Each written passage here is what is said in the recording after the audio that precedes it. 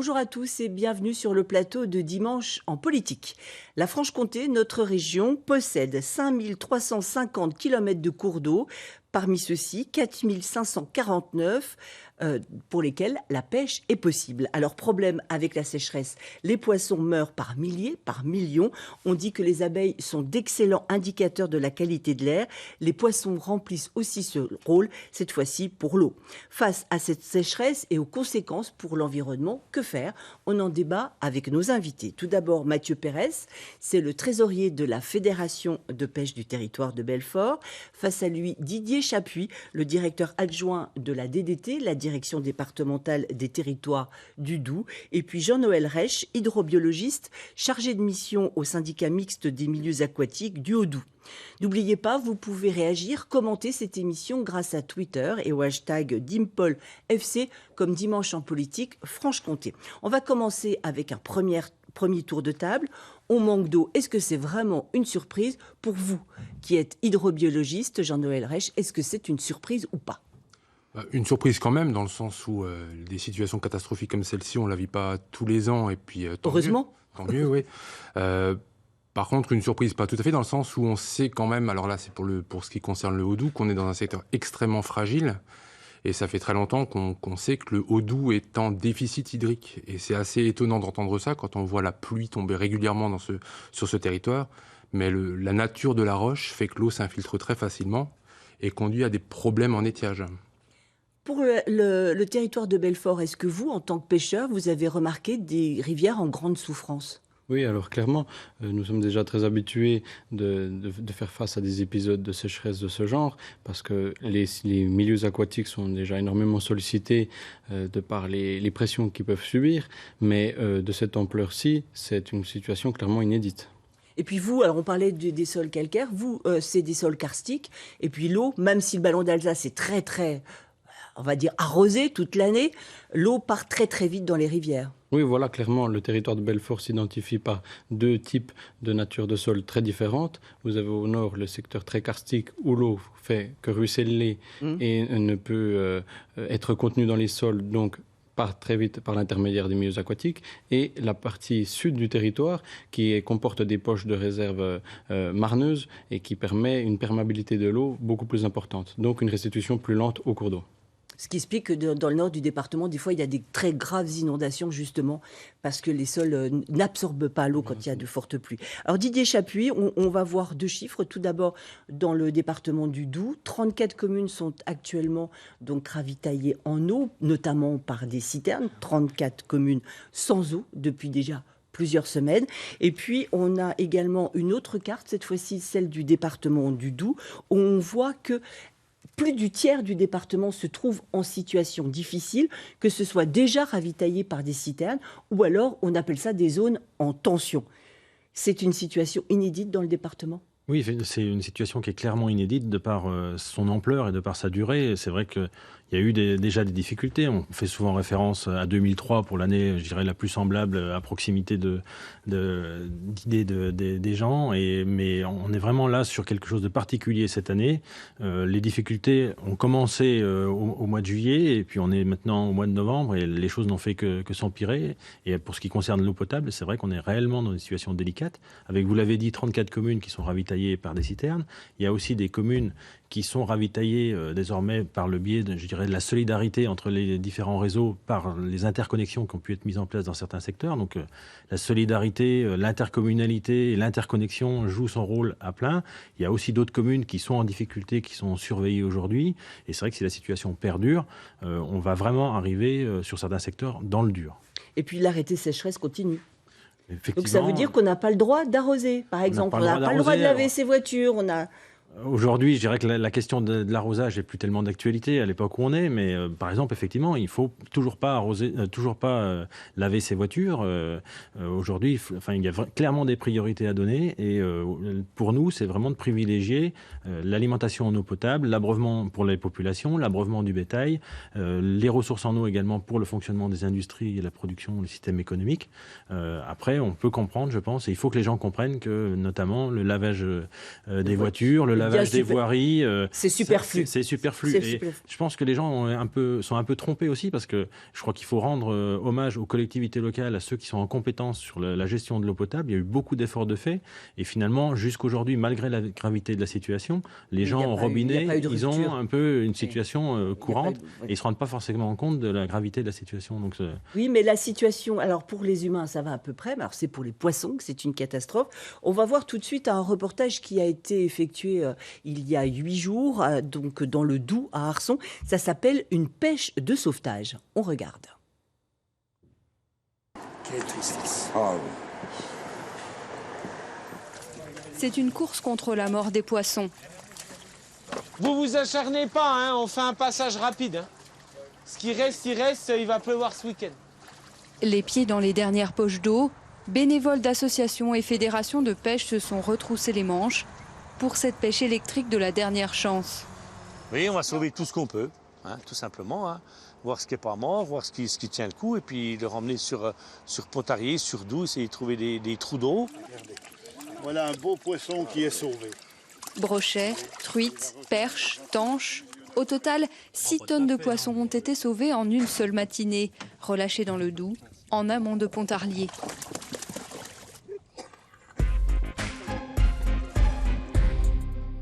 Est-ce que vous, dans le territoire de Belfort, vous avez fait des pêches de sauvetage? Oui, bien entendu. Dès le 20 juillet, très tôt dans l'année. Nous avons commencé donc à réaliser des pêches électriques de sauvetage, principalement sur les secteurs très sensibles, le nord du territoire de Belfort, où c'est des cours d'eau à dominante de salmonidés. Donc, c'est la Savoureuse. La préservation d'espèces patrimoniales. Oui, voilà, la Savoureuse. Donc, et les communes de Le Puy, Giromagny. Alors, Jean-Noël Reich, on voit là une pêche de sauvetage donc dans le Haut-Doubs. Il y a à côté, à quelques kilomètres, il y a le lac de Bouvran, le lac qui s'appelle le lac de l'Entonnois. Et là, il n'y a pas eu de pêche de sauvetage. Est-ce que vous pouvez nous expliquer pourquoi? Parce que déjà, c'est peut-être des propriétaires privés. Et eux, ils ont décidé de ne pas le faire. Disons qu'il y a des secteurs où... alors, c'est vrai que c'est malheureux de voir tous ces poissons morts. Nous, c'est vrai, sur le Haut-Doubs aussi, on les voit depuis le 28 juillet. Enfin, on en rêve des fois la nuit, d'ailleurs. Oui, à ce point-là. Ah oui, on voit des images qui ne sont pas agréables tout le temps. Donc, bon, c'est une chose qu'on aimerait bien ne pas avoir à vivre. Après, la pêche de sauvetage, elle est des fois indispensable, mais il y a des secteurs où ça peut être compliqué, ça peut être difficile. Il faut que ce soit efficace aussi. Il ne faut pas qu'on tue le reste. Oui, parce que quand on va pêcher à l'électricité, il est possible qu'on tue les derniers survivants, en fait, ceux qui sont déjà un petit peu malades. C'est un risque sur les premiers assèchements qu'il y a eu sur le Doubs en juillet, quand les températures étaient très chaudes. Le moindre coup d'électrode avait un effet plutôt pas agréable. Là, les températures sont plus fraîches, donc sur Arçon, la Fédération de pêche du Doubs a décidé de faire des pêches de sauvetage qui se sont plutôt bien déroulées. Sur le lac de Bouvran, c'est effectivement un lac privé. Ce sont les propriétaires qui ont pris la décision de ne pas intervenir. Parce que le risque de mortalité était quand même très, très important. Et puis, ils bénéficient d'expérience. Ils avaient déjà le lac s'était asséché en 59. Beaucoup de personnes disent qu'en 59, ils ont fait ou essayé de sauver du poisson, ce qui est vrai, mais certaines personnes ou des propriétaires en 59 ont dit que les résultats n'étaient pas forcément concluants. Oui, puis en 59, ils allaient mettre les poissons dans de l'eau fraîche, dans des fontaines. Maintenant, il y a moins de fontaines dans les villages, parce qu'il y a ça, quand on retire les poissons de la rivière, il faut savoir où on les met. Et là, dans le Haut-Doubs, là, pour le moment, vous n'avez pas vraiment d'endroit où les mettre. Il y a le lac Saint-Point, il y a d'autres endroits, mais il faut les transporter. Enfin, c'est compliqué de les transporter en bon état, en bonne santé. C'est jamais facile. Vous avez dit lac Saint-Point, et là, je vais me tourner vers le représentant de l'État. Le lac Saint-Point sert à alimenter en eau les villages aux alentours, mais il n'y a pas eu de lâcher d'eau pour que le Doubs puisse rester quand même suffisamment alimenté. Est-ce que vous pouvez vous justifier ? Alors, le lac Saint-Point, ça a été un sujet de discussion et d'inquiétude depuis la fin du mois de juillet. On a fait des premières réunions lorsqu'il y a eu les premiers assecs du Doubs assez spectaculaires, assez remarquables et qui avaient un peu choqué déjà la population et les pêcheurs à la fin du mois de juillet, début du mois d'août. Donc la gestion du lac Saint-Point, qui est, je dirais, sous la responsabilité de l'État et qui est assurée en collaboration avec le syndicat mixte des milieux aquatiques du Haut-Doubs, nous a amené effectivement à réfléchir au bon solution débit à maintenir dans le Doubs. Il faut savoir qu'habituellement, sur la période estivale, 1 à 1,5 mètre cube par seconde vous lâchez un peu d'eau dans le Doubs suffisait à maintenir un débit continu sur l'ensemble de la partie amont jusque notamment à Morteau. Cette année, ça n'a pas été le cas et malgré l'augmentation des débits lâchés au niveau du lac Saint-Point. Vous êtes allé jusqu'à 3 mètres cubes et il ne se passait rien. Effectivement, il ne se passait rien. On n'a pas réussi à maintenir de débit. Donc déjà, dès cette période-là, on avait pris la décision, qui n'a pas forcément été comprise par tout le monde, de réduire le débit pour préserver la ressource et le réservoir que constitue le lac Saint-Point. C'était en fait, vous avez choisi la population autour du lac plutôt que les poissons dans le Doubs. Disons que surtout, on s'est rendu compte que malgré un débit très important qu'on avait pu être amené à essayer de lâcher au lac Saint-Point, on n'arrivait pas à maintenir un débit dans le Doubs. Donc de toute façon, on n'avait pas de solution pour sauver la population de poissons dans la partie qui a été en assec. Et puis le risque, c'était de ne pas... De la partie Arçon jusqu'au défilé d'Entre-Roches.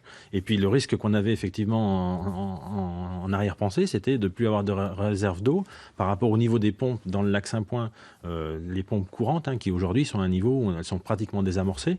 Et même, désamorcées, ça veut dire qu'elles ne peuvent plus pomper l'eau. Elles ne pourraient plus fonctionner. Voilà. Donc après, il y a une solution de sauvegarde, mais qui peut aussi servir à desservir l'ensemble de la population de Pontarlier et des environs. Donc vous comprenez bien qu'il fallait aussi maintenir ce réservoir. Les gens avant les poissons. Voilà, et c'est aussi ce qui nous a amené encore à réduire davantage le débit il y a 15 jours maintenant, puisqu'on est vraiment arrivé dans une solution délicate. Et c'est là qu'il y a eu la nouvelle phase de mortalité effectivement du poisson au niveau de Pontarlier. Vous comprenez ce genre de décision ou ça vous fait un peu mal au ventre? Les deux. On la comprend, mais ça fait mal au ventre. Mais effectivement, on est dans des situations dans le Haut-Doubs où le milieu est tellement fragile et où la situation est telle qu'on est obligé, cette année, l'État a été obligé de faire un choix. Et puis, Alors, racontez-nous, vous êtes donc un spécialiste de ce qu'on appelle les milieux aquatiques, c'est aussi bien les rivières, les plans d'eau, les marais, les tourbières. En quoi un milieu aquatique est important pour l'environnement, pour la vie tout autour? La zone humide et le cours d'eau, c'est la réserve en eau. C'est-à-dire la zone humide en particulier, c'est un grand réservoir. Et puis c'est aussi important pour les inondations que pour les sécheresses. C'est important pour les deux. C'est-à-dire une zone humide qui fonctionne bien, elle accueille, et puis une rivière qui fonctionne bien, elle déborde à un moment. Et quand elle déborde, elle va recharger la nappe phréatique. Et en rechargeant la nappe phréatique, ça va être de l'eau qui est disponible aussi pour la population, pour les fleurs, pour les insectes, pour les poissons, mais aussi pour la population. Mais malheureusement, ces zones humides, quand elles sont drainées, cette ressource, elle va diminuer très fortement et ne pas être disponible. Et pareil, dans les cours d'eau, quand les cours d'eau sont rectifiés, le niveau d'eau va baisser très très vite. Mathieu Pérez, on a vu donc, vous nous disiez tout à l'heure que vous avez fait des pêches de sauvetage, que les milieux aquatiques sont aussi fragiles chez vous. Est-ce qu'ils sont très détériorés, compte tenu du fait que le territoire de Belfort, au contraire du Haut-Doubs, du moins dans son ensemble, est très urbanisé? Oui, le département du territoire de Belfort rencontre la problématique de l'urbanisation. On est 2 fois plus urbanisé que la moyenne nationale. Donc, il y a énormément de recalibrage du cours d'eau. Du coup, l'accélération du débit est prépondérante. L'incision se fait, les cours d'eau s'enfoncent, donc la nappe et la déconnexion avec les zones humides est établie. Donc ceci rencontre des problématiques assez importantes. Le problème qui peut être identifié également, c'est les prélèvements qui peuvent être effectués de façon anarchique ou par nécessité pour la population. Aujourd'hui, il n'y a pas une vision globale qui peut être établie pour concilier les nécessités des usages humains avec ceux du milieu naturel. Il faut vraiment qu'on puisse établir une gestion équilibrée de la ressource en eau potable pour pouvoir fournir de l'eau de manière équilibrée. C'est votre rôle, ça. C'est votre job, si j'ose dire. Oui, disons que notre rôle, c'est d'animer les différentes instances qui sont en charge de la gouvernance de l'eau. Et aujourd'hui, on est dans une phase de prise de compétences dans le domaine de l'eau au niveau de ce qu'on appelle la GEMAPI, gestion de l'eau, des milieux aquatiques et la prévention des inondations d'une part. La prise de compétences aussi, a priori, au niveau intercommunal d'ici 2026 en matière d'alimentation en eau potable et accessoirement d'assainissement, mais c'est lié. Et là, on est vraiment sur des sujets très importants et où on rentre effectivement dans cette question de vision globale. C'est aussi l'objet, par exemple, dans le Doubs, où il y a des choses qui sont un petit peu en avant sur la partie Haut-Doubs-Haute-Loup, avec l'établissement public d'aménagement et de gestion de l'eau qui devrait se mettre en place au 1er janvier 2019, et qui a vraiment cette vocation de globaliser la question de l'eau et de répartir un petit peu les usages. Alors déjà, ce qui a été fait, c'est les fameux colorants verts que vous avez mis dans la rivière pour voir ce que ça donnait. Ça sert à quoi, ça ? Alors, je pense qu'il faut dire un petit peu à tout le monde qu'aujourd'hui, même si la sec du Doubs dans la partie Arçon, Ville-du-Pont, défilé d'Entre-Roches est très marquante et dure depuis le début du mois de juillet, c'est pas forcément représentatif de la situation de sécheresse. C'est un cas vraiment très particulier. Oui, parce qu'il faut expliquer qu'il y a des failles et que l'eau disparaît et qu'elle va notamment dans la Loue. C'est des failles historiques. Et je veux dire, au moment où la sec s'est produit fin juillet, début août, on était sur des débits potentiels qui étaient encore assez importants et qui auraient dû permettre de maintenir un écoulement. Mais c'est vrai que c'est malgré tout assez symptomatique. Et aujourd'hui, sur ce secteur-là, même s'il y a déjà eu des recherches historiques, on cherche à mieux comprendre ce qui s'est passé. On cherche aussi à avoir un état des lieux établi sur la topographie du fond du lit du Doubs. Donc on a fait des relevés topographiques, on a fait de la bathymétrie et on a fait aussi effectivement les traçages. C'est très spectaculaire. Par rapport, pour savoir effectivement où allait l'eau exactement, parce que a priori l'eau va vers la Loue, mais on n'était pas sûr. Et aussi on voulait savoir où était la limite entre ce qui va vers la Loue et ce qui continue dans le Doubs. Et ce qui disparaît. Et ce qui disparaît. Et c'est vrai que justement, par exemple, on va demander à l'hydrobiologiste. Alors la première fois que vous avez mis des colorants, ils sont ressortis 3 semaines plus tard, et ça faisait quand même un certain nombre de jours que vous étiez en train de piaffer au bord des rivières pour voir où ils allaient ressortir et dans quelle quantité.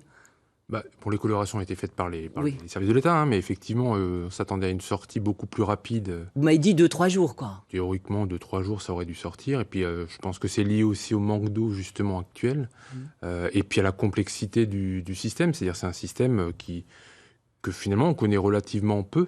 Même si on pense bien le connaître, on doit le connaître. C'est une petite leçon d'humilité et de modestie, peut-être certainement, même si je pense qu'on n'en manque pas non plus. Mais, mais je dis pour tout le monde. Hein.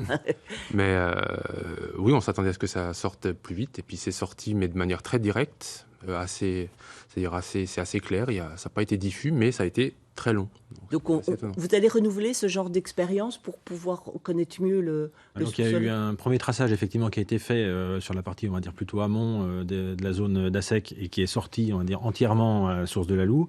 Et là, la deuxième partie qui a été l'objet de vos reportages et qui est très spectaculaire par la couleur verte dans les zones un petit peu de cuvette. Donc là, c'est plutôt pour voir ce qui bascule vers le Doubs en aval sur la partie de Morteau. Et pour l'instant, on n'a pas encore de données sur ce qui ressort. Alors là, si je comprends bien, déjà la première chose à faire, c'est mieux connaître ce qui se passe dessous et pas que ce qu'on voit en surface. Est-ce qu'il y a aussi, par rapport à d'autres, on allait dire, intervenants sur le milieu, je pense aux agriculteurs, des choses à faire et des choses à ne pas faire, comme par exemple les drainages agricoles. Alors il faut savoir qu'à 1 mètre dans le sol, des drains en plastique sont mis pour évacuer l'eau qui est en trop. Et vous, par exemple, pêcheurs, vous trouvez que ça détruit le milieu naturel. Pourquoi ? Oui, bien sûr, ça détruit forcément le milieu naturel parce que la rétention d'eau dans les sols est nécessaire. Bien certainement, elle est impactante pour la production agricole, mais elle a une certaine utilité. Elle permet de restituer l'eau et dans le cours d'eau naturel. De le restituer gentiment, tranquillement. De façon plus lente. Le problème qui peut être rencontré aussi, c'est que quand l'eau est évacuée trop rapidement des terres arables, l'eau est évacuée contenant des polluants.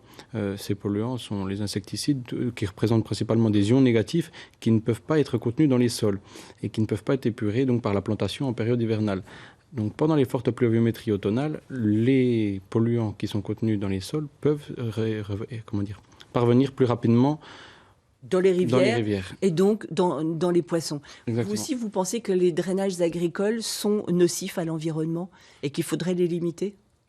Sur l'eau et Doubs et syndicats mixtes en particulier, on s'occupe essentiellement de fossés qui ont été un peu plus anciens d'ailleurs. C'est des fossés en zone humide ou en zone tourbeuse qui avaient été construits soit pour gagner des terrains agricoles à l'époque sur ces zones humides, soit pour faire pour recueillir de la tourbe pour le chauffage. Donc le syndicat et ce drainage, il a un impact bien sûr négatif sur les zones humides et les tourbières. Et donc il réduit ce rôle d'éponge. Alors on va demander aux représentants de l'État, est-ce que vous savez combien il y a d'hectares qui sont drainés dans le Doubs ou pas ? Alors, dans le Doubs, on n'est pas dans un milieu agricole où le drainage est très répandu. C'est très répandu dans notre région en Haute-Saône, principalement. Il peut y avoir d'autres départements où il y a plus de pratiques de ce type-là. Concrètement, aujourd'hui, dans le cadre notamment de la loi sur l'eau, on n'a pas eu à traiter de dossier de drainage dans le Doubs. Parce qu'il faut que la parcelle fasse au moins 20 hectares pour que l'agriculteur soit obligé de vous demander l'autorisation. Alors, c'est vrai que vous pensez que la limite 20 hectares, c'est peut-être un peu haut ? En fait, bon, il y a un seuil qui a été mis pour cet aspect-là, et donc strictement pour le drainage, donc qui, comme vous le dites, est à 20 hectares pour une déclaration et à 100 hectares pour une autorisation, ce qui peut paraître énorme. Oui, Par contre, chez nous, vu les superficies agricoles, oui. tout à fait. Ce qu'il faut quand même savoir, c'est qu'il y a une autre rubrique de la loi sur l'eau qui dit que quand on provoque l'assèchement d'une zone humide, alors définie réglementairement, peut-être pas rentrer dans le détail, sur plus de 1000 m², on est soumis à déclaration, et sur plus d'1 hectare, on est soumis à autorisation. Donc oui. vous voyez que ces sujets-là, Alors, si on y ajoute aussi les différentes techniques de drainage, entre guillemets, entraînent pas mal de débats. Il se Et pose c'est un quand même sujet la de question discussion. des agents de l'État pour contrôler tout ça.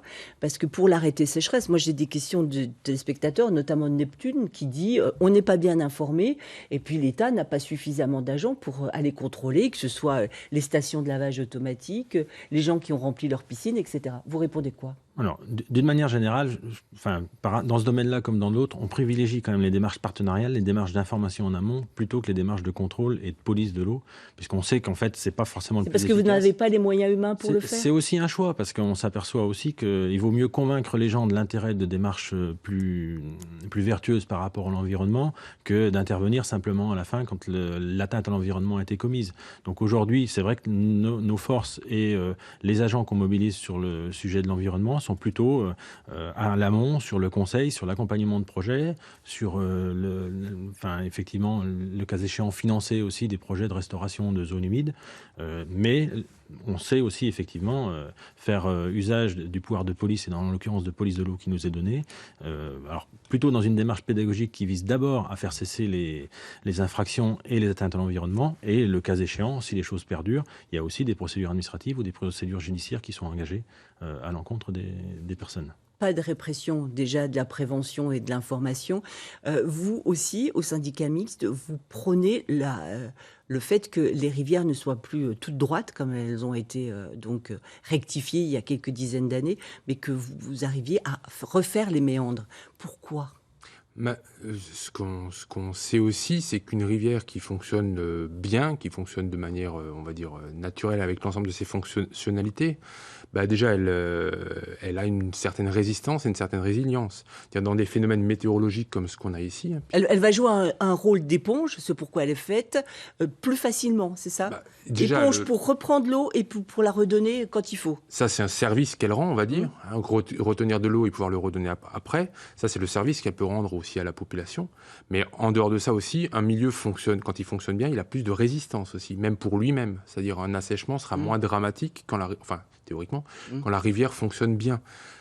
Et en plus, quand la rivière fonctionne bien, c'est-à-dire quand elle a ses méandres plutôt que d'être rectiligne par exemple, elle va aussi pouvoir se remettre plus facilement des dégâts qu'elle a pu subir. Donc c'est pour ça que le syndicat mixte fait ce type de travaux également. Alors vous êtes un peu jeune pour avoir connu la sécheresse de 2003 et vous en souvenir, mais est-ce que vous pensez que les leçons de 2003 ont été tirées et que cette sécheresse de 2018 va pouvoir nous faire progresser collectivement par rapport à cette gestion ? Je pense qu'il faut espérer forcément une amélioration des situations globales, mais la problématique est qu'aujourd'hui, malgré les mesures qui peuvent être prises par les services de l'État, avec des arrêtés portant restriction des usages de l'eau, avec des seuils de plusieurs niveaux, dans le territoire de Belfort, on a atteint le niveau d'arrêté sécheresse à l'état de crise. Il y a un appel, partout dans les 4 départements en Franche-Comté. Un appel à sensibilisation qui a été prononcé par les services de l'État demandant d'économiser l'eau. Le territoire de Belfort consomme quotidiennement, journalièrement, 20 000 m3 par jour. On peut s'apercevoir que malgré au seuil de niveau de crise, la quantité n'a pas diminué. Donc vous êtes sceptique, j'entends bien. Est-ce que vous avez noté une diminution de l'eau ou pas ? Alors, par la force des choses, parce qu'il n'y en avait plus dans certains endroits. Non, mais c'est vrai que globalement, l'impact collectif, il n'est pas énorme. Et vous avez tout à l'heure dit que les gens n'étaient pas toujours bien informés. C'est un point de vigilance pour nous et ça fait partie aussi des enseignements qu'on devra tirer de cette phase de crise. On a, nous, dans le Doubs, essayé de travailler là-dessus et fait des petits bulletins d'information plus pédagogiques qui ont pu être diffusés dans les mairies et du coup rediffusés vers les gens pour les toucher individuellement. Parce qu'on a pu noter effectivement un manque de connaissance des arrêtés, un manque de compréhension l'application des arrêtés, avec des gens plutôt de bonne foi parfois qui ne respectaient pas. On sait que quand même, quand il y a une insistance, par exemple sur le secteur de Morteau, qui est le plus concerné, où les élus locaux, les services et les gestionnaires ont fait beaucoup d'efforts et beaucoup de pédagogie, il y a quand même eu un impact là sur la consommation avec des réductions de l'ordre de 10-15%. Mais c'est pas beaucoup, 10-15%. C'est pas beaucoup, mais vous savez, ça permet quand même de soulager le réseau. Et parfois, avec 10-15% de consommation en moins, on peut passer d'une situation très tendue à une situation un peu plus confortable pour la gestion du réseau. On va terminer cette émission avec vous, Jean-Noël Reich. Est-ce que le fait que cette sécheresse 2018 ait eu des conséquences lourdes, est-ce que vous pensez que les leçons vont être plus, évidentes pour les gens que pour la sécheresse de 2003 ? Comme on l'a dit tout à l'heure, on l'espère. On l'espère. Mais là, on a touché le fond, sans jeu de mots. Oui, on a touché le fond. Maintenant, on ne sait pas ce qui est devant nous non plus. Après, on espère pouvoir retenir les leçons de ce qu'on vit actuellement pour pouvoir rebondir aussi, que les travaux et que l'importance qu'on dit aussi de cette ressource pour les milieux naturels puisse être pris par tout le monde. Enfin, ce problème. Mais vous, en tant qu'hydrobiologiste, maintenant, quand vous allez prendre la parole, vous allez être plus pris au sérieux qu'il y a 6 mois ? J'espère. Alors, c'est vrai que souvent on dit qu'on travaille pour des petites fleurs, des oiseaux ou des poissons, mais ce qu'on a envie de dire, c'est que c'est pas antinomique. C'est pas parce qu'on travaille pour le poisson ou pour une fleur protégée de zone humide qu'on travaille contre l'homme. C'est pas ça du tout notre volonté. Mais des fois, vous passiez pour un peu écolo, arriéré, un peu contre le progrès et tout ça. C'est ça que vous voulez dire ? Je sais pas, mais ça peut être le cas des fois de travailler pour des petites fleurs. On peut nous reprocher de travailler pour des poissons, des insectes aquatiques ou des petites fleurs. Mais les enjeux derrière sont ceux-ci aussi. La biodiversité est importante, mais au-delà, il y a aussi cette ressource en eau qui, elle, est importante pour l'homme également. Ce qui est bon pour les insectes aquatiques, pour les poissons, pour les fleurs, est théoriquement bon également pour l'homme. C'est pas antinomique, quoi. Alors ces jours derniers, il pleut un peu. Ça suffit pas, on est d'accord. Il faudrait beaucoup plus d'eau, beaucoup plus de pluie. Faut beaucoup plus de pluie. Et puis le souci, c'est qu'on va rentrer dans une période froide où le gel peut arriver, où c'est vrai que pour l'instant, rien n'est résolu du tout. Voilà, on va pas finir sur une note très optimiste, mais ça fait rien. Merci messieurs d'avoir participé à cette émission. Merci de votre attention. Bon dimanche à tous. Au revoir.